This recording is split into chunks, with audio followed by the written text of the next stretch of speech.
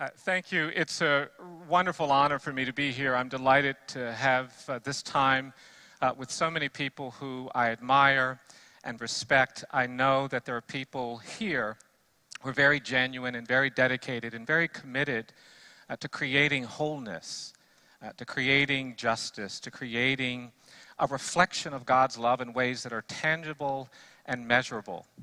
And so it's challenging in this country to have the kind of conversation that I want to have, because I'm going to suggest that this country has changed in some pretty radical ways over the last 40 years. And I'm going to suggest that it's changed in some ways that are quite disturbing. In 1972, there were 300,000 people in jails and prisons in America. Today, there are 2.3 million. The United States now has the highest rate of incarceration in the world. We have over 6 million people on probation and parole. 1 out of 3 black men between the ages of 18 and 30 is in jail, in prison, on probation, or parole. There are poor and urban communities where over half of the young men of color are under control of the criminal justice system. There are collateral consequences with mass incarceration. In 1996, the Congress passed the Welfare Reform Act, and one of the provisions in that act is that if you've been convicted of a drug crime, you are not permitted to get food stamps, or live in public housing, or access basic medical care. And in our lifetime, we have created, in my view, this new class of person in American society. They are our untouchables. They cannot even access the fragile public benefit system that we've created. Well, it's not just the way we deal with that population. It has collateral consequences in other areas. Voting. Many states permanently disenfranchise you if you have a criminal conviction. My state of Alabama, where I work, today 35% of the black male population has permanently lost the right to vote. We're actually projecting in the next 10 years the level of disenfranchisement among African American men in some communities will actually be higher than it was prior to the passage of the Voting Rights Act in the 1960s. And there is this appalling silence around these issues. Not only do we put more people in jails and prisons, we also punish much more harshly. And I believe we actually punish less justly, less fairly, less reliably. We have a criminal justice system in this country, like many of our systems, that is compromised by one underlying reality, and that's wealth. Our system treats you better if you're rich and guilty than if you're poor and innocent. Wealth, not culpability, shapes outcomes. If you don't have the resources to defend yourself, if you don't have the resources to make the investigation, if you don't have the resources to make the case, things don't go so well. And that would be bad in and of itself, but we also have this growing population of poor people in this country. Today, 44 million people are living below the federal poverty level. That's actually more than it's been in 50 years. And poverty increases your vulnerability in a society that is engaging in mass incarceration. Well, it's not just poverty, but there's a big part of that. We like to talk about our great system, but we have a system where there is no right to counsel. I represent people on death row, many of whom are literally dying for a lawyer. The right to counsel doesn't extend to the collateral proceedings that have been so effective in exonerating people and showing that people were wrongly convicted. We don't pay people very much. This increase in mass incarceration has been met with a tremendous injection of funds around law enforcement, around judges, around prosecutors, around police services, but not very much on defending. And so this imbalance persists. And poverty makes you vulnerable. But it's not just poverty. Many of the people that we've put in jails and prisons over the last 30 years are people who are mentally ill. We haven't figured out how to deal with the poor who are mentally ill. And when they struggle in our communities, when we see them on the streets, when we see them wandering around, we don't think about mental health solutions, we think about criminal justice solutions. And today there are hundreds of thousands of people who are in jail and prison largely because they are disabled and don't have the resources to deal with that disability. It's not just the mentally ill, but it's also children. My clients have gotten younger and younger and younger. I argued a case at the United States Supreme Court last month where we're asking the court to ban death in prison sentences for children who are 13 and 14 years of age. The United States is the only country in the world where we condemn children who are 13 and 14 to die in prison. There are 3,000 children who've been sentenced to life without parole in the United States. Only country in the world. I represent kids who are 8 and 9 being forced into the adult criminal justice system, where their rate of sexual violence is 10 times greater, where the rate of suicide is 15 times greater. And so age makes you vulnerable. And it's not just poverty, and it's not just mental illness, and it's not just age, it's also race. We've been struggling in this country for a very long time to find our way with race, and we haven't really got there. We see these institutions, and many sociologists are now talking about mass incarceration as the fourth institution that has shaped the lives of African Americans. There was slavery, and we really haven't reconciled ourselves to what the history of slavery has done because we don't like to talk about it. We haven't actually thought about what it did to not only people of color but whites. It's so corruptive to be taught and to believe that you're better than another human being because of your color. It can do something really disorienting. The second institution, of course, was terror. And we don't kind of think about this, but after Reconstruction until World War II, there was an institution that was very alive in this country, and it was terrorism. People of color had to worry about being lynched, they had to worry about being bombed, they had to worry about the threats that came with racial violence. In fact, older people of color come up to me all the time and they say, Brian, when you give those speeches, tell people to stop saying that we're dealing with terrorism for the first time in our nation's history after 9/11. They get mad when they hear that on TV. They say, you tell them that we grew up with terror. We had to worry about being bombed. We had to worry about being lynched. It's terror that put us on the other side of the railroad tracks. It's terror that created these communities. And of course, following the institution of terror, there was Jim Crow, apartheid, segregation. And we think we know about that, but we really haven't even come to grips with that. You know, most countries that have dealt with gross human rights violations have recognized that you cannot move forward unless you commit yourself to a process of truth and reconciliation. You've got to sit down and tell the full story about all of the difficulty, all of the damage, all of the trauma that was created by this kind of injustice. You've got to document it. In South Africa, there was this process where people came and they told their stories about how humiliating it was to live with apartheid, how devastating it was to be marginalized, how painful it was to confront the bigotry that they faced.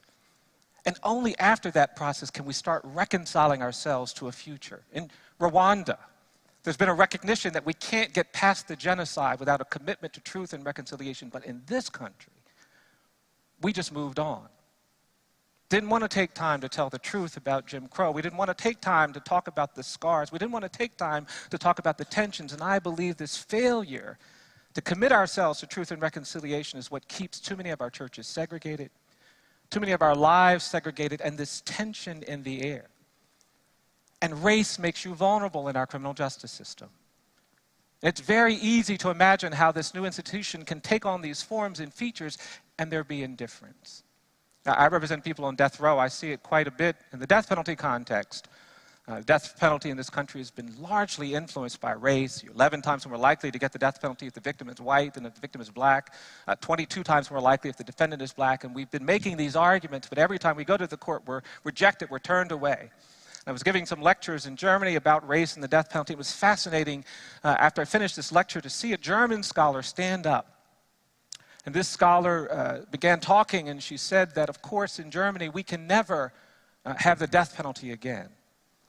And the room got very quiet, and she looked around and she said, we don't talk about this much, but we understand that our history requires us, obligates us to never again engage in the systematic killing of a human being. Can't do it. We've been disqualified. We cannot respect this past and embrace that future. And I thought about that on the plane trip back, thinking, well, yes, how is that? And as I got back to my state of Alabama, I began thinking, what would it feel like if we lived in a world where the nation state of Germany was still engaged in executions? How could I reconcile myself to that world if in that nation state the victims of the death penalty there were disproportionately Jewish? And the more I thought about it, the more outraged I was, and I had to say I could not make peace with that. But when I got off the plane in Alabama and Georgia and Mississippi, and I walked through these states where there are buried in the ground the bodies of lynched men and women, I had to go to death row and make these arguments where we persist. Well, I tell you all of this because I believe that we have to create a new conversation, a hopeful conversation, a conversation rooted in faith, a conversation rooted in belief, a conversation that understands that sometimes you have to believe things you haven't seen. Sometimes you have to get past the pain and the anguish. Sometimes you have to replace the hatred with some hopefulness. And I'm here because I believe there is no community in this country capable of leading this conversation other than the church.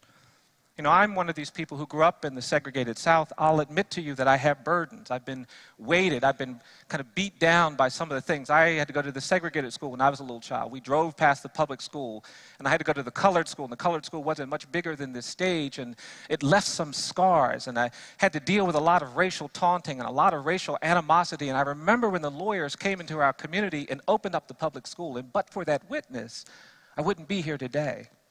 But I'll be honest with you, I'm still burdened in many ways by that. I don't like it when people start talking about the good old days. At my state, we still celebrate Confederate Memorial Day as a state holiday. We still have a state constitution that has this Jim Crow language in it, and I'll tell you, I don't like it. I get uncomfortable when I see the flags. I get uncomfortable when people romanticize and get sentimental about this era that was so devastating and humiliating to everybody I know. And it keeps me a little unbalanced. And I was going to a prison not too long ago to represent one of my clients, and I got to the prison and I saw this truck out there, and it was like a monument to the old South. This truck had all of these Confederate flag bumper stickers, and it had all of these guns and all of these other slogans. There was a bumper sticker on the truck that read, quote, "If I'd known it was going to be like this, I'd have picked my own cotton." And when I saw it, it was just kind of sad to me. And I went inside the prison, and there was a guard there who I hadn't met before. And this guard came up to me, and he said, "What are you doing here?" I said, "I'm here for a legal visit, sir." And this man said, "Well, you got to get in the bathroom and get strip searched." I said, No, lawyers don't have to do that." He said, "Don't tell me what you have to do. If you want to get in, you got to do that." He was really difficult person. So I went in there, and I went through this search, and I tried to sign the book to get in. He said, No, you come back here and sign it the right way. Really difficult guy. And finally, I was going to go see my client. He grabbed me by the arm, and he said, "Did you see that truck out there?" I said, "Yes, sir, I saw that truck." He said, "I want you to know that that truck is my truck." I went inside the prison. I sat down with my client. My client came out. I hadn't met him before. And the first thing the client did when he sat down was ask me, "Did you bring me a chocolate milkshake?" I said, "No, I didn't bring you a chocolate milkshake. I'm your lawyer. I'm not here to bring you a milkshake." And I was thinking, this is a really difficult day. And I started asking my questions. And about 20 minutes into it, I realized my client wasn't with me. He was hung up on something, and I thought, he's still hung up on this milkshake. So I went back to him and said, "Look, I'm sorry, I didn't know you wanted me to bring you a chocolate milkshake. Next time, if they let me do that, I will do that." And when I said that, I could go forward with the interview. Very disturbed person. And every time I went to see this man, this is the ritual I had to go through. "I tried to bring you a chocolate milkshake. They wouldn't let me do that. I'm sorry, I'll keep trying." Then he would calm down. Well, it came time to go to court in that case. We'd done a lot of work. This man was a victim of the foster care system. He'd been in a house where at the age of 10, the foster parents actually abandoned him. They actually took him out into the woods, tied him to a tree, left him a mile from the road. He was actually found by hunters 3 days later, malnourished. They put him back in another foster home where things didn't get much better. He was drug addicted and on the streets by the time he was 14. He was psychotic by the time he was 16. And he was arrested and charged with a murder when he was 19. And it came time to put his life story in evidence, which is a lot of what we do. And we went to court to present this case, and when I got there, I was concerned because this guard that had treated me so nasty was the guard that had brought him from the prison to the courthouse. And I went over to my client. He asked me the same questions about the milkshake, and he was fine. And we started putting on our evidence. We started talking about the contours of this man's life. We started talking about the things that had gone on that had been mistakes, that were failings, that were our failings. And we put on our evidence. After 3 days, I felt pretty good about the case. I went back home, and I went to the prison to see him about a month later. And when I got to the prison, I walked inside, and there was the guard. And as soon as I walked through the door, the guard saw me coming, and he said, "Hello, Mr. Stevenson, how are you?" Completely threw me. I said, "Well, I'm fine." I said, "I'll go in here and start getting ready for the search." He said, "Oh, no, sir, you don't have to worry about that." Threw me. I said, "Well, thank you. I'll go over and sign the book." He said, "I already signed you in." I said, well, I appreciate that. And I said, I'm just going to go in and see the client then. And he grabbed me by the arm. And something unbelievable happened. He said, Mr. Stevenson, I want to tell you something. He said, I was listening in court.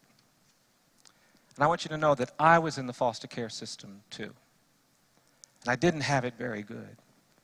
And then he said, I want you to know I appreciate what you're doing for this man. Could not have believed it. I do a lot of work trying to challenge poverty. I do a lot of work trying to challenge discrimination. I do a lot of work trying to challenge all of these imbalances.